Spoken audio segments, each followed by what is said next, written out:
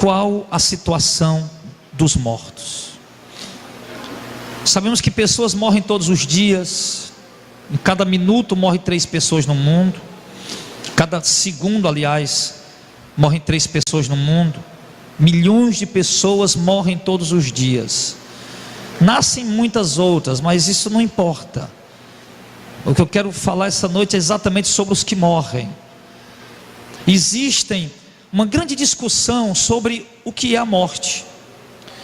Em que estado se encontram as pessoas que morreram?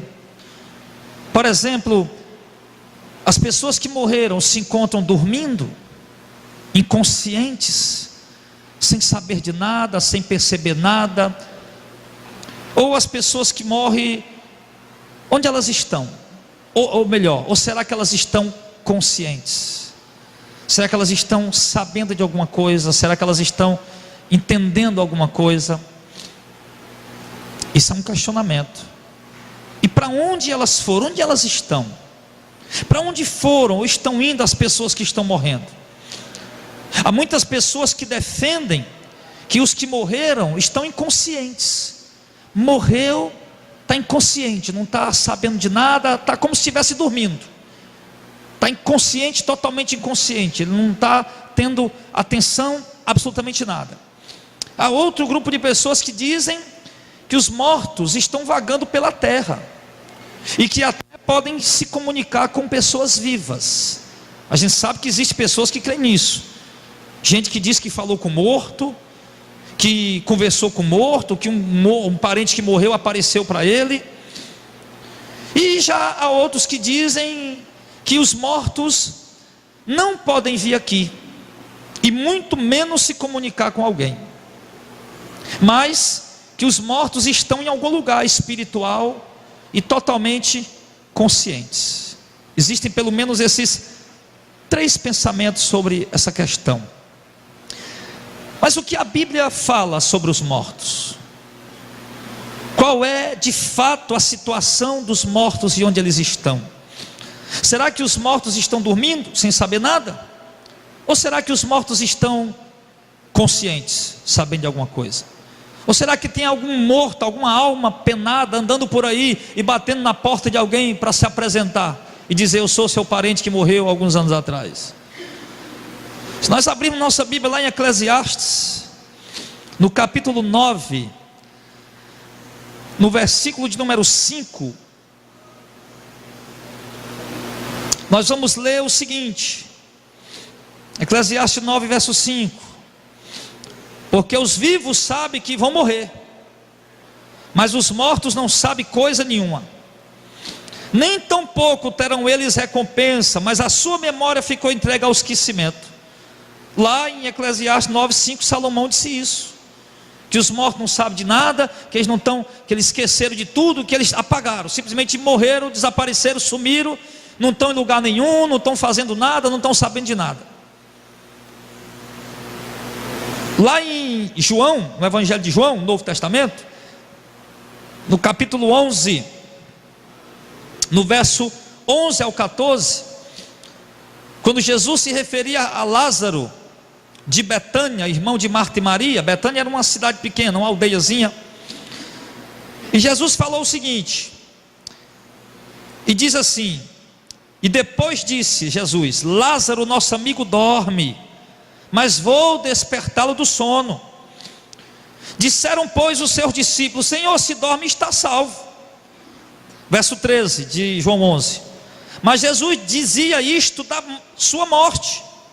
Eles, porém, pensavam que Jesus falava do repouso do sono. Então Jesus disse a eles claramente: Lázaro está morto. Então preste bem atenção. Em 2 versículos da Bíblia, existem alguns outros, que nos leva a pensar que os mortos de fato estão dormindo, que eles não sabem de nada, como diz Salomão em Eclesiastes 9. E esses 2 textos aqui e outros mais, eles comparam a morte com sono, como a gente viu, com alguém que está dormindo, com alguém que está inconsciente, sem saber de nada, sem perceber nada. Por isso que algumas pessoas, baseadas nesses versículos, dizem que quem morreu está dormindo, que quem morreu está inconsciente, quem morreu não sabe de nada, que quem morreu não sente nada, enfim, baseado nesses versículos. Mas eu quero dizer para a igreja essa noite que está errado o que eles estão pensando. Baseado, eles leem esses versículos e dizem: olha, está aí, Salomão disse que o morto não sabe de nada, que a memória dele ficou esquecimento, ou seja, ele não está lembrando de nada, não está sabendo de nada, ele não está sentindo nada, ele acabou, pronto, morreu, desapareceu, acabou. Quer dizer para vocês, irmão, que os mortos estão conscientes, sim, e a Bíblia nos prova isso claramente. O que acontece é que algumas pessoas, ao interpretarem os textos bíblicos, interpretam eles erroneamente, desprezando o que as Escrituras realmente dizem. Aí fica difícil você ir pegar um texto bíblico para ler e desprezar, de buscar mais conteúdo, mais textos, mais contextos e procurar entender o assunto. E interpretar um texto como esse, sem buscar o conhecimento nas demais escrituras, acaba cometendo erros, como se tem acontecido por aí. Então nós vamos buscar provas nas escrituras essa noite, tá? Que os mortos estão conscientes, porque eu digo para vocês o que a Bíblia diz. Tem muita gente por aí dizendo: os mortos não estão vendo nada, não estão sabendo de nada, baseado naqueles textos ali e outros. Mas a Bíblia vai provar para nós o contrário. A Bíblia vai provar para nós que os mortos estão conscientes. E nós vamos ver essa noite que os mortos estão conscientes, aonde eles estão, tá? E nós vamos ver isso em nome de Jesus. Então, primeiro, abra lá em 1 Pedro capítulo 3, do verso 18 ao 20. 1 Pedro capítulo 3, do verso 18 ao 20.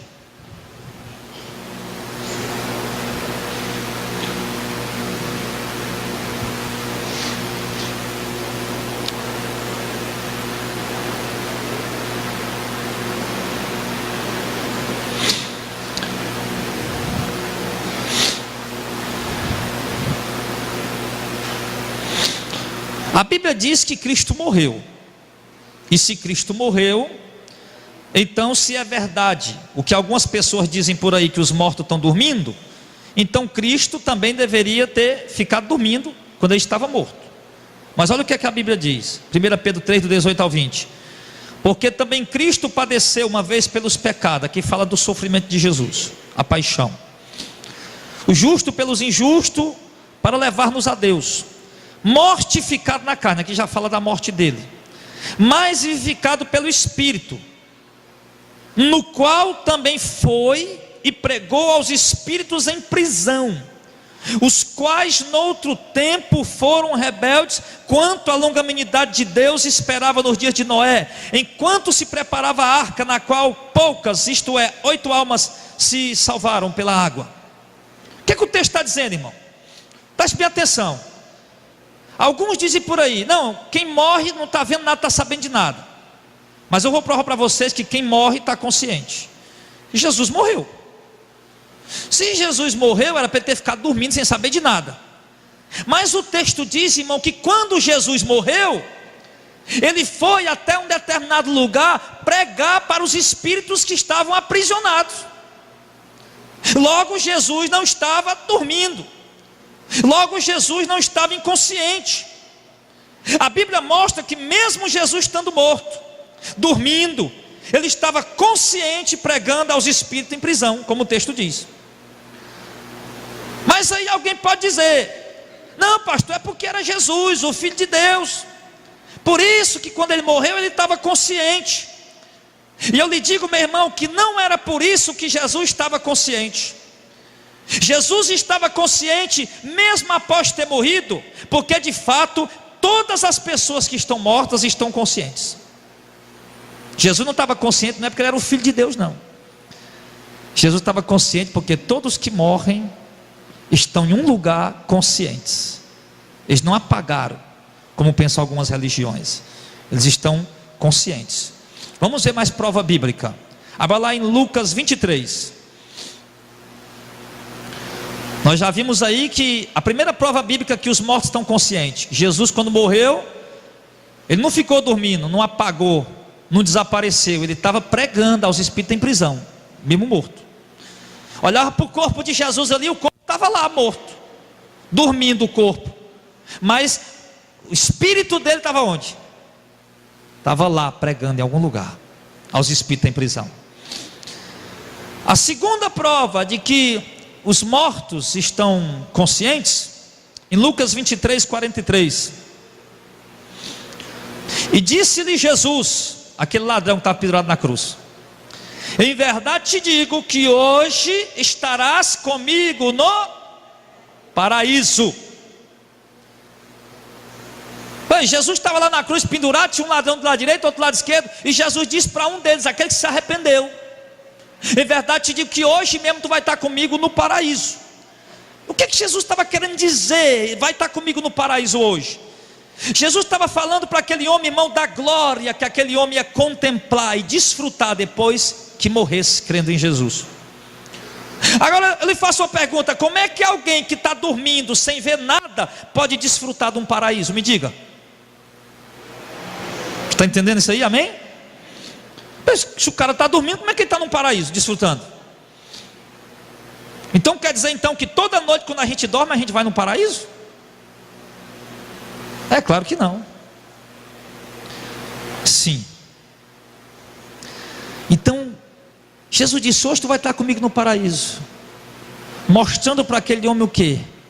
Que aquele homem ia entrar num lugar de descanso, num lugar de gozo, num lugar de glória. Aquele sofrimento que ele estava passando na cruz ali, quando ele morresse ia já se acabar, e a alma dele ia entrar no paraíso, de modo que ele ia sentir o gozo, a glória, a alegria, a presença de estar naquele paraíso.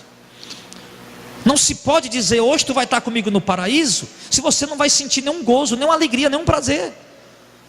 Se Jesus disse que aquele homem ia estar no paraíso com ele naquele dia, é porque Jesus estava dizendo que aquele homem ia sentir gozo, prazer e alegria depois que morresse com Cristo e entrasse no paraíso de Deus. Amém?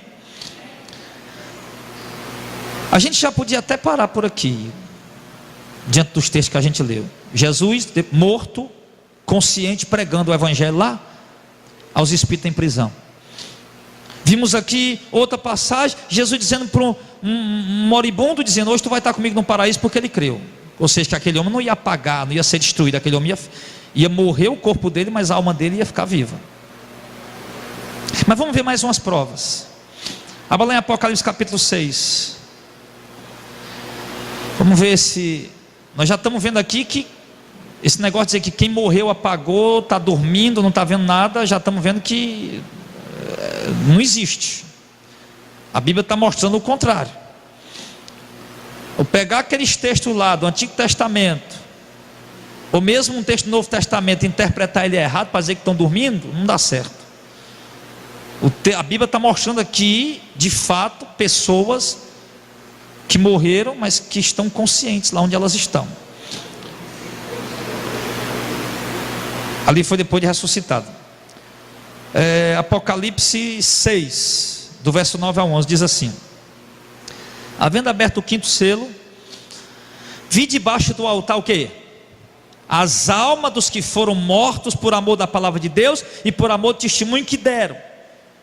E verso 10: e elas estavam dormindo inconscientes, sem fazer nada. É isso que diz, não? E elas clamavam com grande voz. João está vendo o que, irmão? A alma de quem morreu. O corpo daquelas pessoas estava lá no sepulcro, morto, dormindo o corpo, mas a alma delas estava lá no paraíso, vivas, consciente.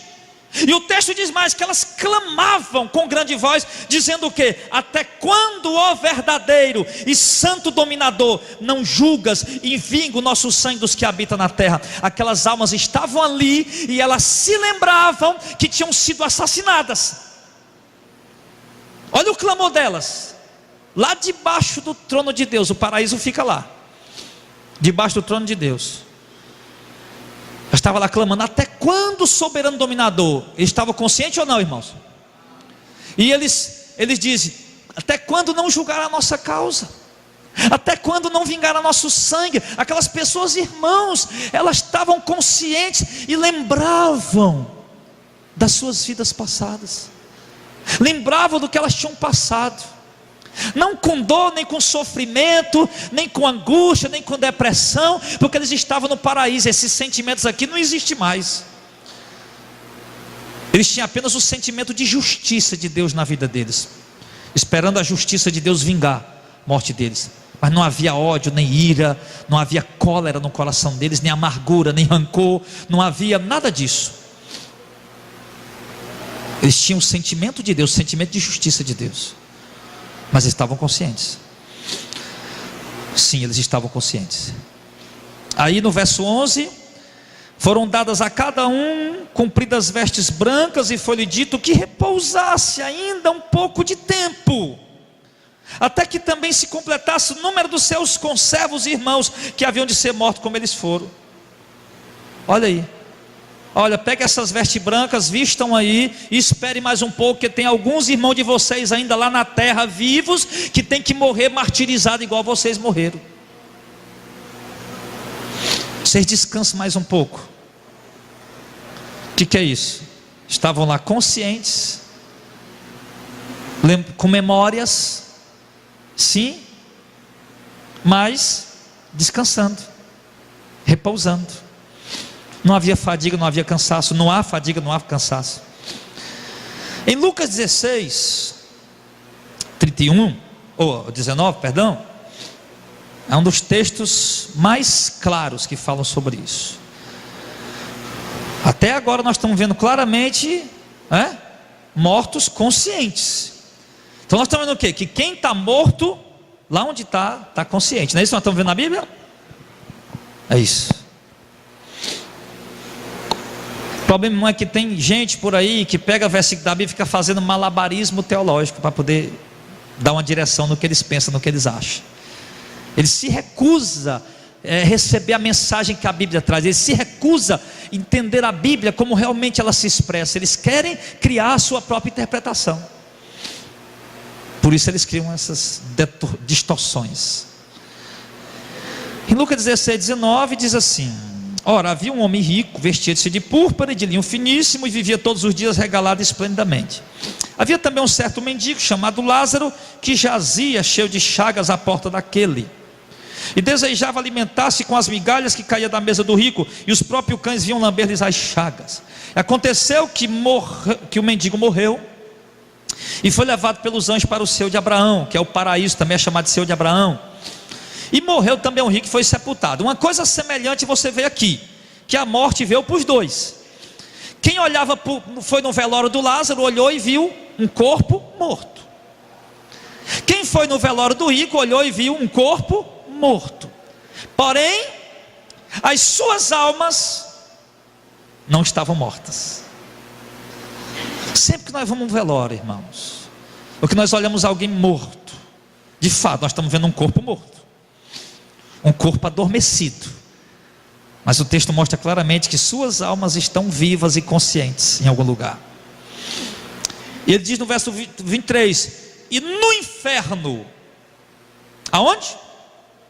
Ergueu os olhos, estando em tormentos, e viu ao longe Abraão e Lázaro no seu seio. Preste atenção, aquele homem, a alma daquele rico foi para onde? Para o inferno.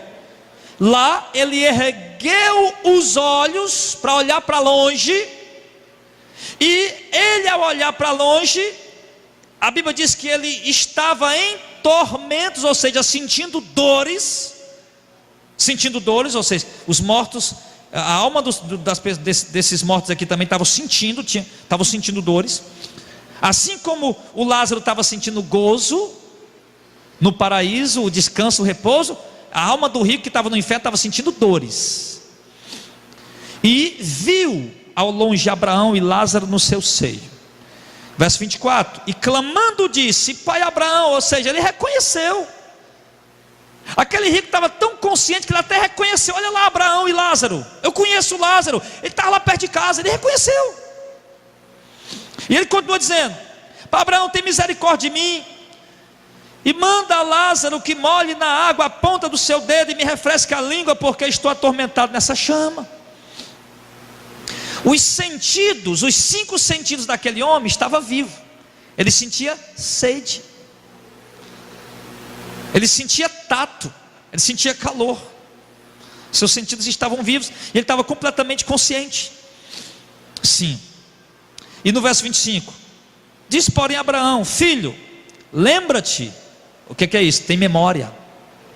As pessoas que morreram estão lá mortas agora. Lá onde elas estão, elas têm memória, elas têm lembranças. Lembra-te de que recebeste teus bens em tua vida, e Lázaro somente males. Agora este é consolado e tu atormentado.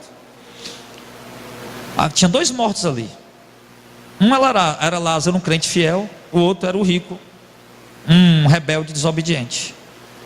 Estava no inferno atormentado, como o texto diz, e Lázaro estava sendo consolado, confortado, porque Jesus disse que o lugar ali era um paraíso, e paraíso é lugar de gozo. Verso 26: e além disso está posto um grande abismo entre nós e vós, um grande abismo, de sorte que os que quiserem passar daqui para vós não poderiam, nem tampouco de lá passar para cá. O que é que esse texto mostra para nós? Que as pessoas lá têm vontade. Quem quiser passar do paraíso para lá, ninguém ia querer, né? Lógico que não. Mas os que estavam no inferno queria passar por lá de lá, tinham vontade, mas não podia. Isso mostra também para nós o quê? A questão do purgatório, né? Que aqui você vê que não existe purgatório aqui. Não tinha meio termo. Um estava no paraíso, outro estava no inferno e acabou. E não tinha como aquela velha história católica: não, a alma dos que não foram tão mal, vão para o purgatório, a gente vai fazer uma missa de 7 dias, vai rezar por ele, depois a alma sai e vai para o paraíso. Não existe isso. Você vê que eles não têm como passar de um lado para o outro. E no verso 27 disse ele: rogo-te, pois, ó pai Abraão, que mandes a casa do meu pai. Aquele cara lembrava que tinha um pai. O que mais que ele lembra? Verso 28: pois eu tenho 5 irmãos. Lembrava até quantos irmãos tinha, para que eles dê testemunho, a fim de que não venham para esse lugar de tormento. Irmãos, o texto está mostrando para nós o quê? Que aquelas pessoas que morreram, eles lembram que tem familiares aqui. Aquelas pessoas que morreram, eles lembram da casa do pai, lembram da casa da mãe, lembram de quantos irmãos ele tinha, e até se preocupa, no meio daquele tormento, ele se preocupou com a família dele que estava aqui na terra. O desespero. Aquele homem não estava consciente, ele sabia que a família dele corria o risco de ir para lá, e aquilo causou ainda mais tormento e preocupação nele. E isso está acontecendo hoje lá. Isso está acontecendo agora. Você está me vendo, eu estou te vendo, porque nós estamos nesse corpo ainda. Mas eles não podem mais vir aqui, porque eles não estão mais nesse corpo. Eles só podem ver o que está lá. Nós, porém, não podemos ver o que está lá, porque estamos nesse corpo. E eles que estão lá não podem ver mais o que estão aqui, porque não estão mais nesse corpo. É esse corpo que nos permite ver as coisas daqui e nos impede de ver as coisas de lá. Mas quando saímos desse corpo, ela já não pode mais ver aqui. Por quê? Porque não está mais nesse corpo. E ele diz, pedindo para Abraão mandar lá o Lázaro pregar para os irmãos dele, para eles também não ir lá para o inferno, né? E Abraão disse: lá tem Moisés e os profetas, ouçam. E ele disse, né, 30: não, pai Abraão, mas se alguém dentre os mortos fosse ter com ele, se arrependeriam. Olha que coisa interessante, irmão. Enquanto algumas pessoas pensam que os mortos estão dormindo, acabou, desapareceu, sumiu, não estão vendo nada, um morto estava lá, a alma do morto estava lá, vendo a alma do outro morto, e pedindo para uma daquelas almas ressuscitar e voltar aqui na terra para falar com ele. Interessante. Mas Abraão disse para ele, 31: se não ouvem Moisés e os profetas, tampouco aceitarão, ainda que algum dos mortos ressuscite. Interessante que ele diz, preste atenção, que o morto só podia voltar para a terra se ele ressuscitasse. Ele deixa claro isso aqui no verso 31. Se um desses mortos aqui ressuscitasse, ou seja, para uma alma daquela poder voltar para cá e falar com alguém, ela tinha que ressuscitar. voltar para o corpo e poder vir falar com alguém. Isso já derruba por terra o que também? Aquela questão de que tem alma por aí falando com alguém. Não existe isso. Então, meu irmão, você entendeu aí, amém? Nós vamos continuar. Deixa eu falar só um pouco com vocês aqui. Tudo que nós lemos aqui foi Bíblia. Não deu tempo nem de eu falar nada ainda. Só versículo, porque bom pregação é bom assim. Bíblia, Bíblia, Bíblia e mais Bíblia, porque aí não fica dúvida para ninguém. Mas agora vamos fazer um comentário. Então, meu irmão, essa história de algumas religiões, inclusive algumas que até se denominam evangélica, como Testemunho de Jeová, estou falando mal de igreja não, como Adventista do sétimo dia, não estou falando mal de igreja, e outros mais por aí, que fica com esse negócio dizendo que quem morreu, acabou-se, sumiu, desapareceu, não está vendo nada, meu irmão. A teologia deles, irmão, está distante da realidade bíblica.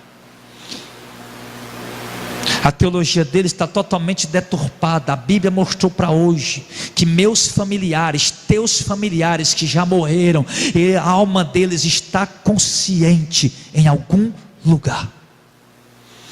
Nós vamos já ver o lugar. Estão conscientes. As provas bíblicas estão aí, amém? Prova. Se alguém dissesse, rapaz, prove que o pastor Zezinho fez isso ou aquilo, eu digo, está aqui as provas, meu irmão.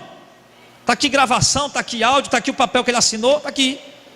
Pastor Zezinho, Deus o livre, me vendeu um terreno e não está querendo me encontrar, dizendo que não me vendeu. Está aqui, meu irmão, o documento assinado, redigido, escrito, dizendo que me vendeu o terreno, ele assinou, está aqui o tamanho do terreno, a largura, o comprimento, a posição, a direção, está aqui a prova. Nós temos uma prova suficientemente, irmão, aqui essa noite, na Bíblia Sagrada, para dizer que os mortos estão conscientes lá onde eles estão. O que é que nós aprendemos aqui? O que é que nós aprendemos até agora? Já vou entrar na conclusão, mas a conclusão vai longe, viu? Não precisa se apressar não. O que é que nós aprendemos aqui? Primeiro, nós aprendemos que os mortos estão conscientes e não inconscientes. Igreja, os mortos estão inconscientes, sem ver nada, sem sentir nada ou saber nada de onde estão, ou eles estão conscientes? Estão conscientes. Nós vimos aqui. Como vimos, conforme as escrituras, os mortos estão conscientes. Se os mortos estão conscientes, como nós vimos, por que então, pastor, que a Bíblia diz que eles estão dormindo? Pastor, por que a Bíblia diz que eles estão mortos? Por que a Bíblia diz que eles estão dormindo? Dando a entender que eles estão inconscientes, sendo que nós já vimos que não estão. Não é? A Bíblia diz, estão mortos ou estão dormindo? Você vai encontrar esse termo várias vezes. Lá, Paulo falando isso aos Tessalonicenses, os que morreram em Cristo, os que estão dormindo em Cristo. Por que a Bíblia diz que eles estão mortos, se nós vimos que eles estão conscientes? Por que a Bíblia diz que eles estão dormindo, se a Bíblia mostra que eles estão conscientes? Quer dizer, quando a Bíblia diz que eles estão mortos ou dormindo, está se referindo nada mais do que o corpo deles. Ah, o fulano morreu, está dormindo no repouso. Tá, o corpo dele. Tu és pó, pó tu has de voltar. Porém, a alma dele não está dormindo, está consciente. Amém? Então quando você lê na Bíblia aí, olha, está morto, está dormindo, você vai ver esses termos. Pastor, mas a Bíblia está se contradizendo, porque a Bíblia diz que ele está morto, está dormindo, e depois mostra que eles estão conscientes em algum lugar. Morto ou dormindo se refere ao corpo. O corpo não está lá morto? Está dormindo, está inerte, não se mexe, não se move, não vê, não enxerga, não fala. Mas a alma que estava naquele corpo está viva e consciente. Amém? Segunda coisa que aprendemos é que os mortos não podem aparecer e nem se comunicar com os vivos. Aqui é para os espíritas, né? Tem gente aí que vai lá na mesa branca, rapaz, invoca aí meu parente, onde foi que ele deixou a chave do carro, que eu não sei onde é que ele deixou, não. Aquele cofre que tinha dinheiro lá, aquela botija de dinheiro, onde é que está? Invoca aí meu fulano de tal aí, que nós vamos saber onde é que está esse negócio. Irmão, você sabe o que é que uma linha do espiritismo pensa? Olha só o que é que eles pensam. Repito, não estou falando mal de religião, estou combatendo o que vai contra a palavra de Deus, tá? Estou combatendo o que vai contra a palavra. Falar mal é outra coisa. Então o que é que o espiritismo crê? Uma linha deles lá, que morreu um parente seu, você saiu para sepultar ele, e você foi lá, sepultou, enterrou. Quando você volta para casa, o primeiro animalzinho, o bichinho que você encontra é o teu parente. Sério? Sério? O caba chegou, abriu a porta, o gato, pronto, é a Maria que morreu. Não, acabamos de enterrar, ela está aqui, a Maria. A borboleta, sério, aí fica achando que a borboleta é aquele parente dele que morreu. Aí ele vai, irmão, pegar aquele parente, uma linha do espiritismo. Pensa isso. Vai adotar aquele animalzinho, aquele bichinho, como sendo o familiar dele que morreu, parente dele. Meu irmão, onde é que a alma de um ser humano vai entrar num gato ou numa borboleta?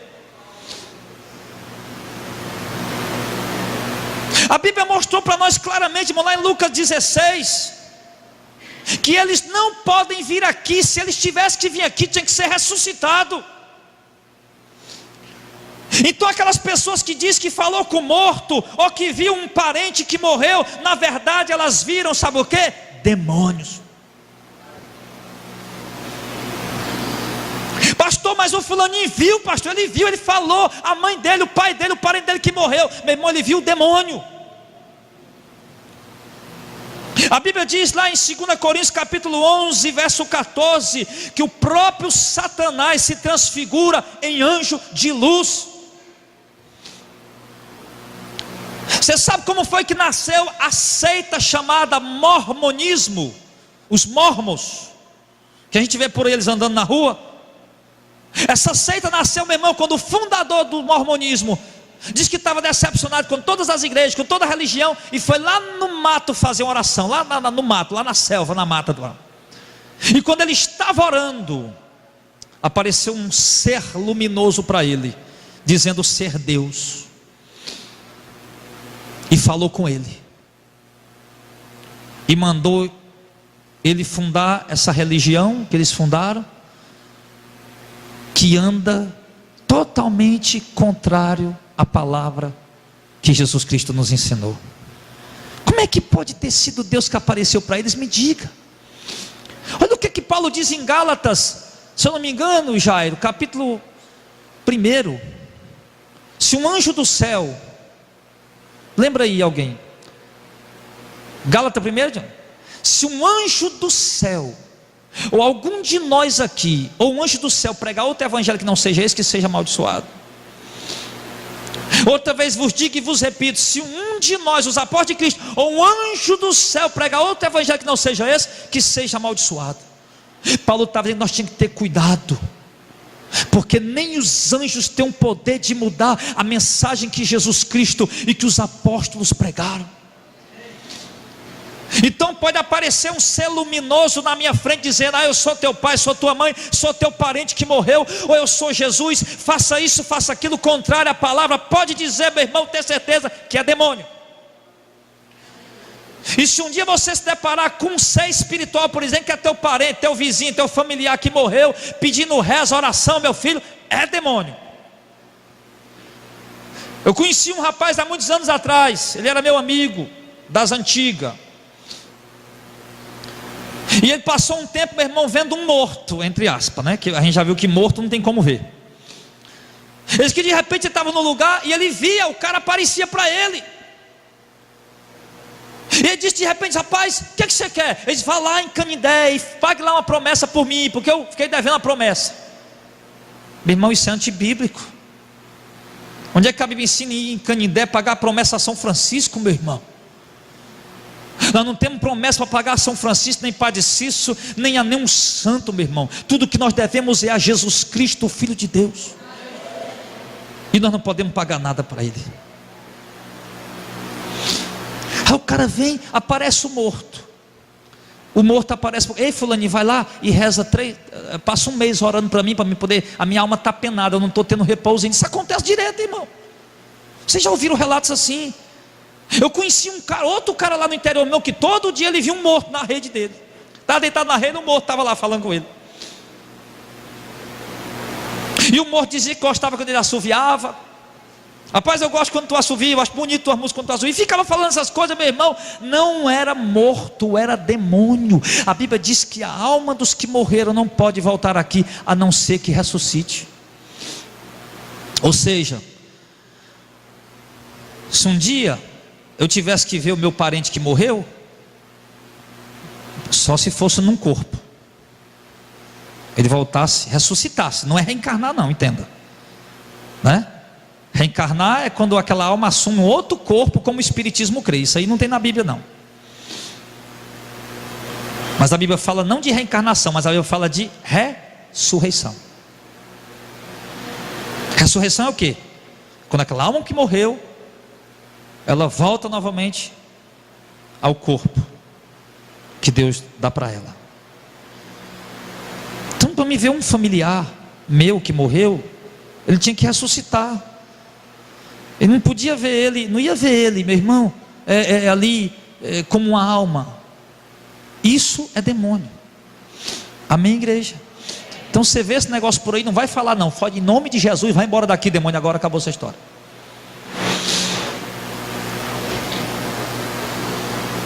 Terceira coisa que nós aprendemos aqui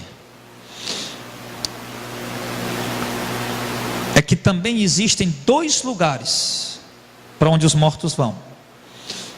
Nós vimos isso, onde eles vão estar lá esperando o dia do julgamento, para depois do julgamento eles irem para o lugar onde eles vão passar a eternidade. Preste atenção no que eu estou lhe dizendo.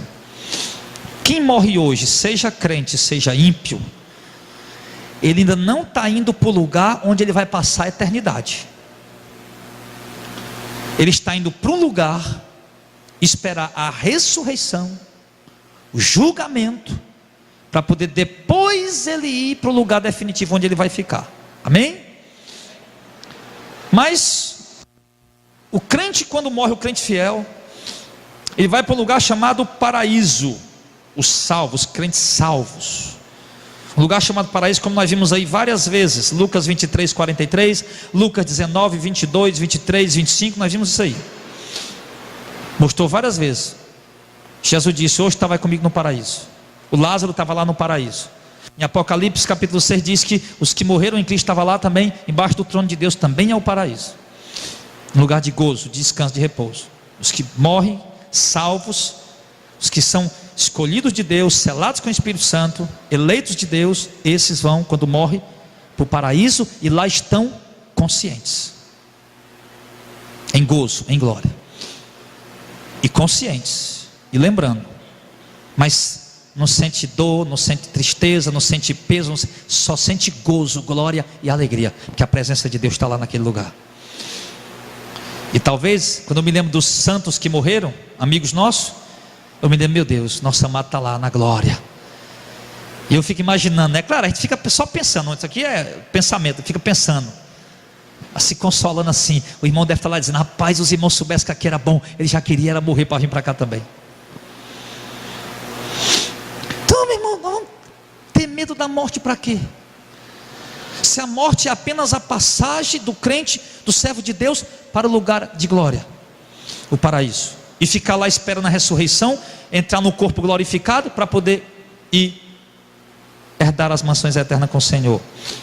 E os que morrem sem Cristo, desobedientes, rebeldes, eles vão para o inferno, como nós vimos aqui em Lucas 19, verso 23, verso 24, verso 25 e verso 28.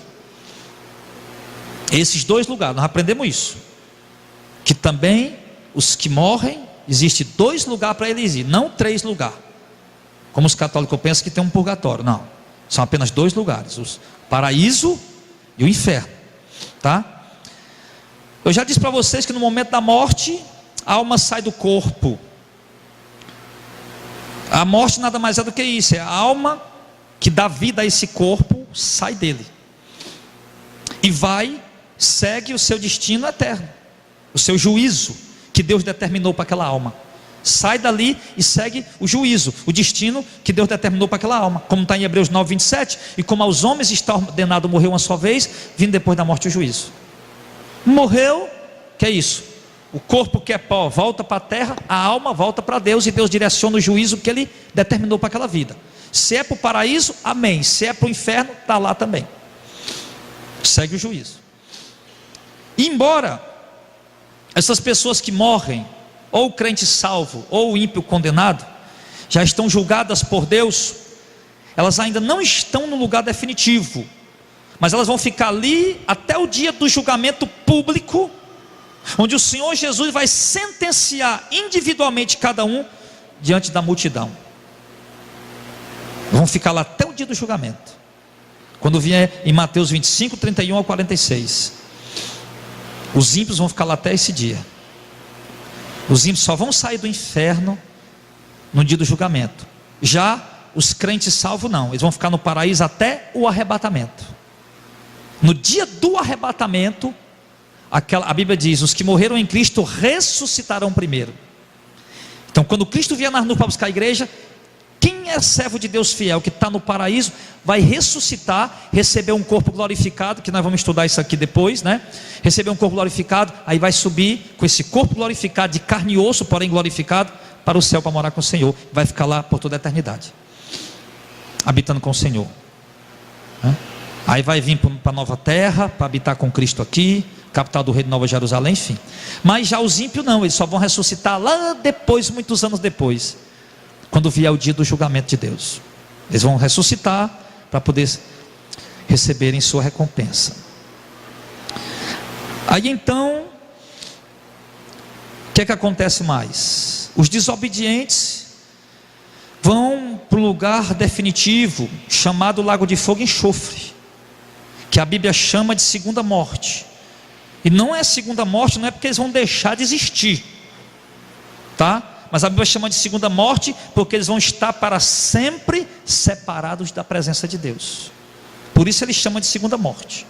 Entenda, todas as pessoas que estão e que estarão separados de Deus, do Senhor, por causa do pecado, mesmo estando vivos, são considerados como mortos. Quer ver a prova? Efésios 2, do 1 ao 6, vai lá. Porque aí, aquele pessoal vem dizer: não, mas o aniquilacionismo, né? A doutrina do aniquilacionismo, o que é? Nós cremos na doutrina da condenação eterna, que existe um tormento eterno para os desobedientes. Tem uma doutrina que crê no aniquilacionismo, que é que no dia do julgamento as almas dos pecadores não vão sofrer não, elas vão ser destruídas e deixar de existir. Eles pensam isso. Por quê? Porque a Bíblia diz que lá é a segunda morte. Mas eu falei para vocês que quando fala segunda morte, não é que as pessoas vão deixar de existir. Você viu que o camarada que morreu, ele não estava morto, o corpo dele estava, mas a alma dele estava viva em algum lugar. Então quando a Bíblia fala que o cara está morto, em um sentido, a Bíblia diz que é porque eles estão separados de Deus. Então quando ele for jogado no lago de fogo e enxofre, é a segunda morte. Por quê? Porque eles estarão separados de Deus por toda a eternidade. Veja lá Efésios 2, do 1 ao 6, assim: e vos vivificou, estando vós mortos em ofensas e pecado. Quer dizer, Paulo está dizendo para os Efésios: olha Efésios, vocês estavam mortos. Mortos em quê, irmãos? Em ofensas e pecado. Quer dizer, mas peraí, só um instante, irmão. Mas os Efésios estavam vivos. Paulo olhou, era gente igual nós. Por que ele disse que estavam mortos? Por causa dos pecados. Porque quando o homem vive em pecado, ele está morto. Por quê? Porque ele está separado de Deus. Aí ele vai diz que... Aí vai falar qual é o pecado que ele está, verso 2, verso 3, verso 4. Aí no verso 5 ele diz de novo: estando nós ainda mortos em nossas ofensas, nos vivificou juntamente com Cristo, pela graça sois salvos, e nos ressuscitou juntamente com Ele, e nos fez assentar nos lugares celestiais em Cristo. O que é que o texto está dizendo? Que nós estávamos mortos em nossas ofensas e pecado. Todos nós, quando estávamos no mundo, no pecado, entregue à devassidão, à depravação, a promiscuidade, o pecado, embora vivos, nós éramos considerados mortos. Por quê? Porque estávamos separados de Deus. Então quando a Bíblia diz lá em Apocalipse capítulo 20, que o julgamento dos ímpios, eles vão ser jogados no lago de fogo e enxofre, definitivamente. Agora estão no inferno. Depois eles ressuscitam, dia do julgamento. Aí são jogados vivos no lago de fogo e enxofre, que ele chama de segunda morte. Mas segunda morte, repito, não porque vão deixar de existir, mas porque vão estar separados de Deus por toda a eternidade. Amém? Pronto. Então, meus amados, e quanto aos salvos, os salvos desfrutarão as mansões celestiais por toda a eternidade, como diz as escrituras, né? Apocalipse capítulo 20, e também no capítulo 22, e também no capítulo 25 de Mateus, no versículo 34, dentre outras passagens, diz que os crentes desfrutarão em glória eterna por toda a eternidade com o Senhor. É isso. Então, amados, eu espero que tenha ficado claro para a igreja e simples de se compreender. Vocês entenderam a mensagem até aqui, amém? A mensagem mostrou para nós que algumas pessoas dizem que os mortos não estão vendo nada, mas a Bíblia diz que eles estão. Não estão vendo aqui, mas estão conscientes lá onde eles estão. Eles não podem ver nada aqui, não pode. Tem gente que vai no dia dos finados falar com um morto, parente que morreu, fica lá no túmulo falando, como se o cara estivesse ouvindo. Ele não está ouvindo nada. Ele está consciente, mas não é aqui, está consciente lá onde ele está. No caso, o crente no paraíso em gozo, em alegria. No caso, o ímpio descrente no inferno em tormento. Com memórias, com lembranças de quantas oportunidades ele desperdiçou, quanta chance ele teve, mas agora está lá. Então, meu irmão, essa situação dos mortos, e ninguém jamais vai poder mudar isso. Nesse exato momento nós estamos aqui, crentes fiéis estão gozando lá no paraíso, oh glória a Deus. E nesse exato momento nós estamos aqui, infelizmente, também, muitos ímpios, desobedientes e rebeldes, estão sofrendo lá no inferno. E nunca mais, irmão, nunca mais eles vão poder sair de lá. Nunca mais eles vão poder sair de lá para ter uma oportunidade. Vão sair de lá só para comparecer diante do tribunal de Cristo, para receber a sentença final. E eu fico imaginando, irmãos, quantas pessoas têm desperdiçado a oportunidade. Quantas pessoas têm tido a oportunidade. A igreja tem orado por muita gente, a igreja tem alertado muita gente, mas quantas pessoas estão desperdiçando essa oportunidade, estão deixando ela passar?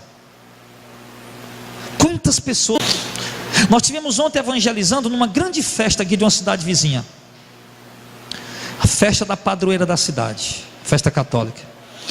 Havia um parque, lá do lado do parque tinha bebida alcoólica, tinha músicas mundanas, tinha jovens, moças, rapazes, homens e mulheres ali já se preparando para ir se prostituir mais tarde em algum lugar. A gente estava lá, um grupo de irmãos evangelizando, pegando folhete. Outro grupo, fomos lá para o lado onde estava tendo a missa, bem na praça grande, a praça muito grande, um palco grande armado, e lá o padre celebrando a missa, cantando músicas, e os católicos vindo ali para ouvir, para celebrar, e a gente entrega nos folhetos para eles. Sim. Aí a gente vai lá num show evangélico, do mesmo jeito entregar folheto para os evangélicos. A gente vai lá, como os irmãos andaram várias vezes agora aqui na redondeza, aqui dentro dessas favelas, desses lugares aí perigosos, entregando folheto, evangelizando, chamando o povo ao arrependimento. Porque eu concluo uma coisa, irmão,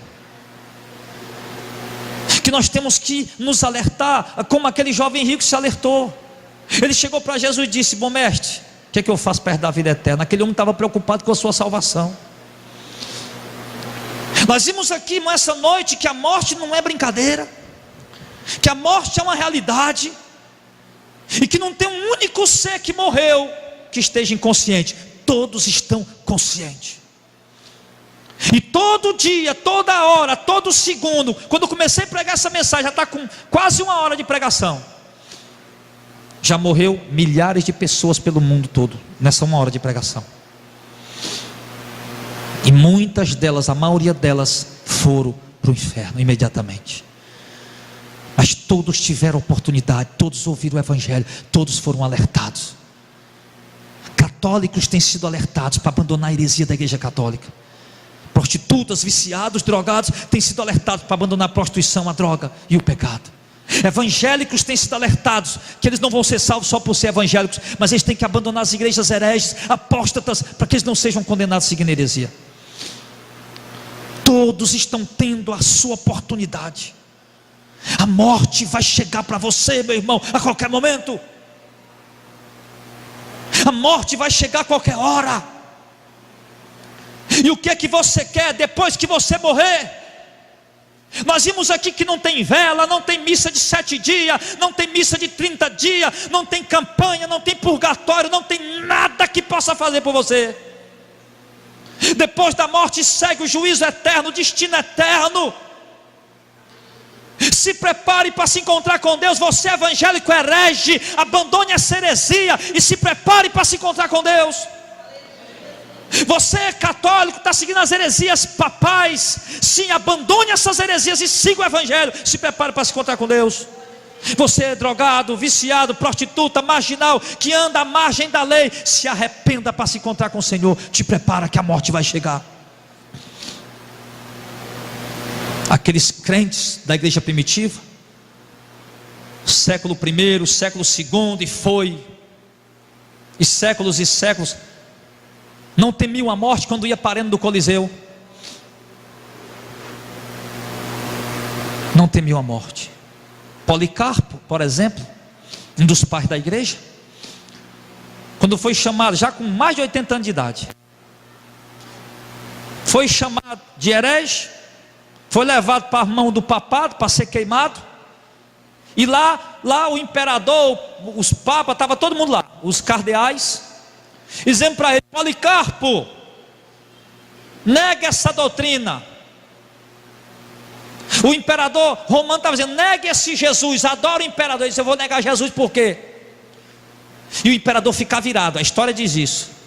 E dizia: Policarpo, negue Jesus, tem uma arena ali cheia de leões, eu posso lhe colocar lá agora.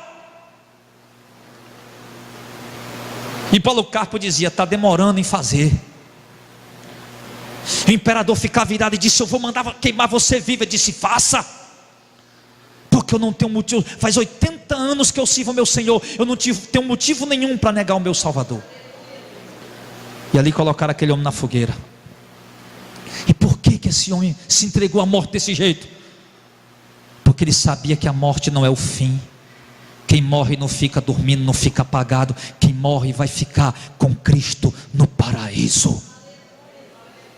Por isso a razão das palavras de Paulo, que disse: eu prefiro antes partir e estar com Cristo, que é incomparavelmente melhor. Paulo sabia: na hora que eu morrer, eu vou para o paraíso me encontrar com o meu Salvador, e vou deixar este mundo cruel. E Paulo dizia que era melhor partir logo para estar com Cristo.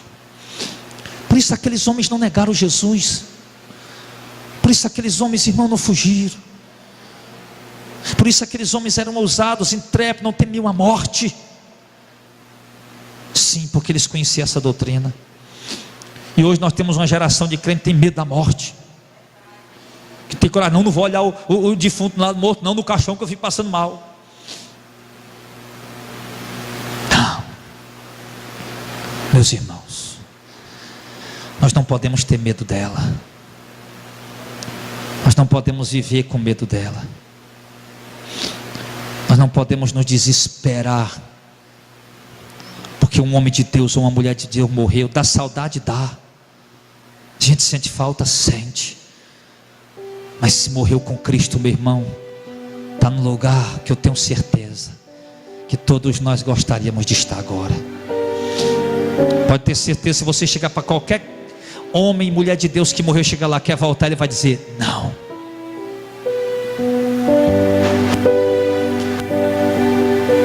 E por que nós tememos ir? Amados, que a graça de Deus possa alcançar a sua vida,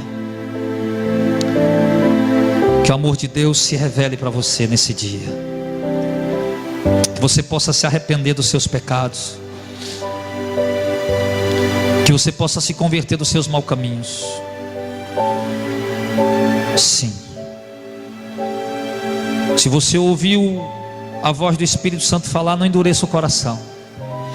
Prepare-se para esse encontro, porque a morte, ou cedo ou mais tarde, ela chega para todos, até que o arrebatamento aconteça. Enquanto o arrebatamento não acontecer, a morte chega para todo mundo.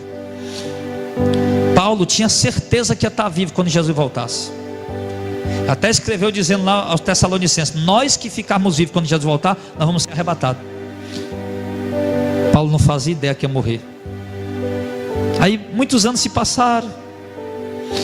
Paulo está preso em Roma. 2 Timóteo capítulo 4. O entendimento de Paulo já é outro.